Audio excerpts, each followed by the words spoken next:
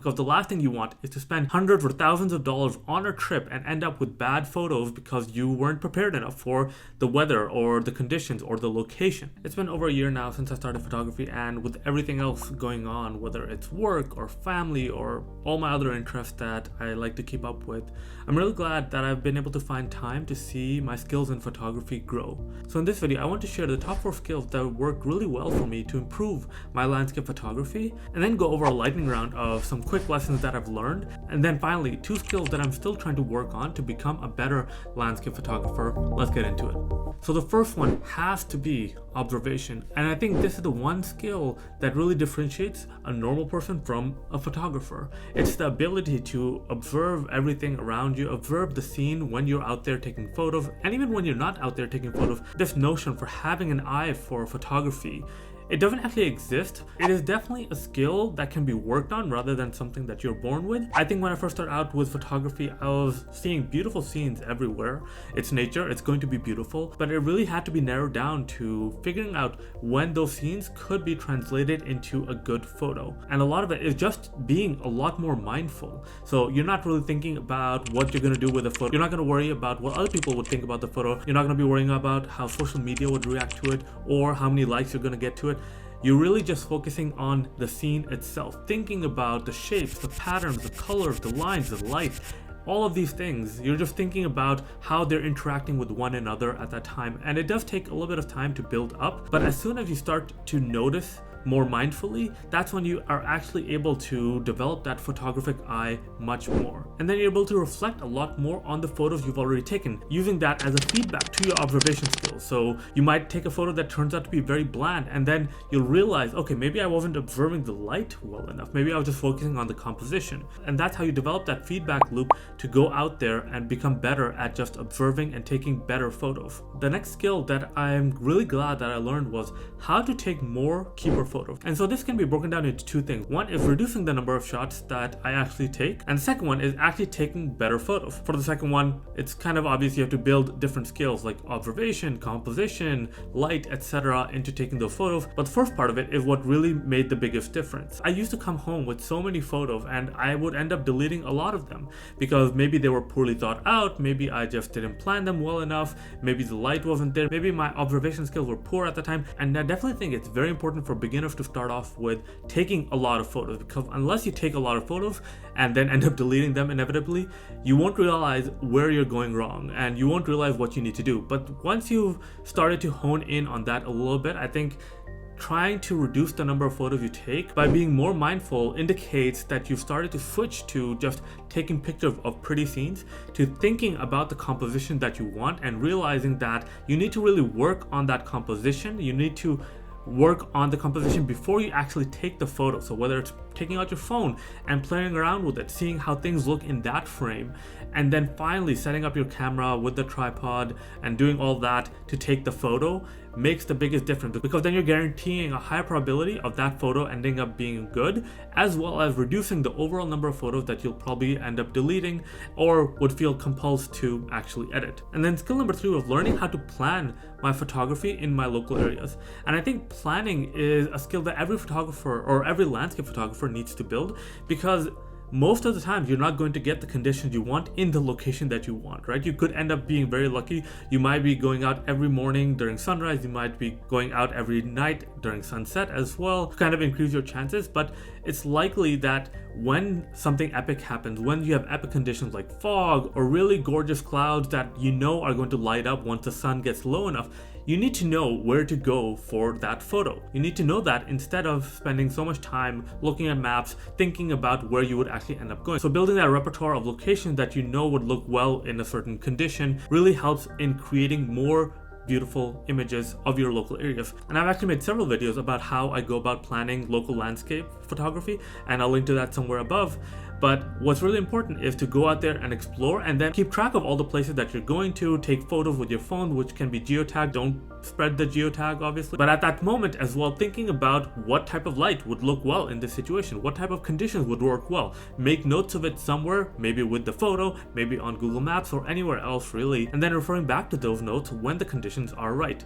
And this skill doesn't necessarily have to be specific to local landscape photography. It really does help me a lot more when I'm going on trips, and I know that I won't really have a lot of time. I'm able to plan a little bit ahead. I'm able to look at different images, different landscapes on Google Earth to see how the light is interacting, how different conditions might affect it by looking at the weather apps to see where I should go if it, for example, starts raining. And then I'm able to make the most out of that trip. But it really starts with your local areas, because that's where you can actually practice that skill much more and build that skill for when you go out to travel. Because the last thing you want is to spend hundreds or thousands of dollars on a trip and end up with bad photos because you weren't prepared enough for the weather or the conditions or the location. And finally, skill number 4 is really simplifying my edits. I think when I started off, and I think when a lot of people start off, they tend to focus on really saturating their images, maybe creating HDR photos, and those tend to look well for maybe 1 month, maybe a few weeks. And then when you go back to those photos, you question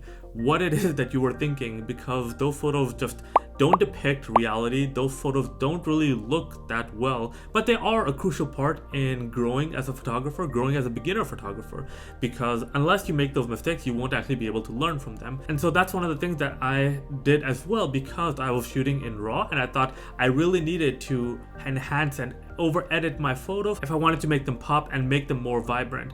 But I think fine-tuning that does take a little bit of practice, and it requires you to reflect on the images, reflect on your own photos that you've edited to see what you've done wrong, to see what you can do better. And this might involve looking at other people's photos, seeing what works well and what things you're attracted to. Why do you think they edited the way they did? And questioning how those edits came into play. From there, I started to simplify my edits a lot more. Started to take more photos that would look well, and I wouldn't have to really edit the photos, but just enhance them from the beauty that I actually captured. Sure, sometimes I might add a little bit more creative editing to it as well, but it is going to be a lot more minimal than when I first started out in photography. And I think now I'm much more proud of the photos that I've taken. Maybe down the line, I'll still question what I was thinking when I was taking these photos, but for now, I think really simplifying the edit and letting nature do its job in making the scene beautiful, and then capturing that and enhancing it minimally to bring out the vibrancy that I saw with my eyes, to bring out the vibrancy of the emotions that I felt. That is all that I would try to then focus on, rather than oversaturating the photo. So now let's go over a lightning series of lessons that I learned. Starting with number 1,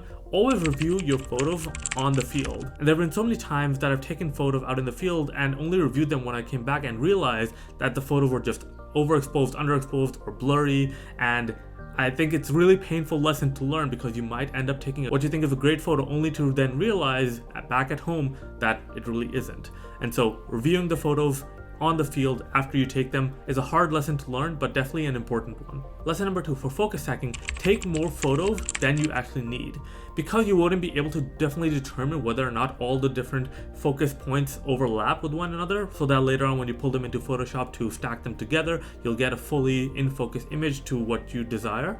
It's definitely better to take more photos than less, because let's face it, you might not be able to recreate that same photo anyways. This also applies to panoramas, taking more photos than you actually need to, because you might have moved the camera a little bit, and that might make it so that you have to crop even more than you would have liked to. So definitely including more in your field of view with the panoramas than you might think you need to. Lesson number 3, your eyes lie, but histogram doesn't. This means that don't rely on your eyes to determine if something is over or underexposed just by looking at the screen on your camera. Rely on the histogram a lot more and see where the different shadows and light of the image are falling, and use that to adjust the exposure rather than just relying on your eyes, because you might miss those really bright spots that you could have adjusted for before but become really hard to adjust for later on in your editing. And then lesson number 4 is learning to use your camera a lot more productively, and I actually made a whole video about this, and I'll link to that as well up above. But being able to switch around with your settings in the field quickly is a lesson that will really help you capture the shots when they happen, rather than accidentally missing them because you're fumbling around with your camera. And finally, 2 lessons that I'm still trying to improve on, because I've just started to realize how important they actually are. So the first one is focusing on light. I used to focus a lot more on composition from day one, and I thought composition would define everything, but light plays such an important role in your photos. I've taken photos of things that I think are composed well, but because there's no light, because there's no interest in the specific areas that there needs to be, or there's no conditions that would enhance that situation, the photos just end up being very flat. Light is definitely necessary when you're trying to take photos to create a lot more depth, to create a lot more interest in that photo. I'm not just talking about golden hour light, I'm talking about any light and how it really affects the image. If you want to shoot a waterfall, people recommend having overcast skies because then you don't get really bright waterfalls and you're able to capture the entire scene. For minimalistic photos, you might not want shadows introduced by golden light hour. For more urban photography, you might want to add more harsh shadows so you can really play around with silhouettes, so you can really play around with shades and geometry of the people and the buildings. But really understanding how light is moving, how light is behaving is a skill that I'm still trying to work on improving for my photography.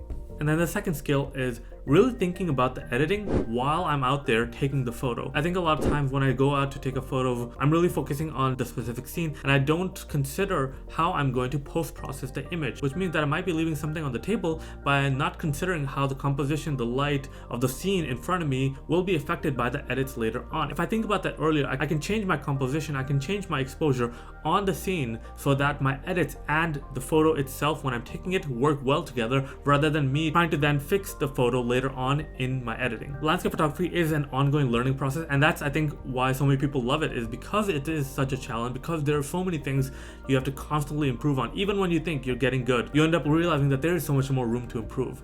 So I hope you enjoyed this video, and let me know down below in the comments if there are some skills that you found really valuable in your landscape photography, and I'll see you next time.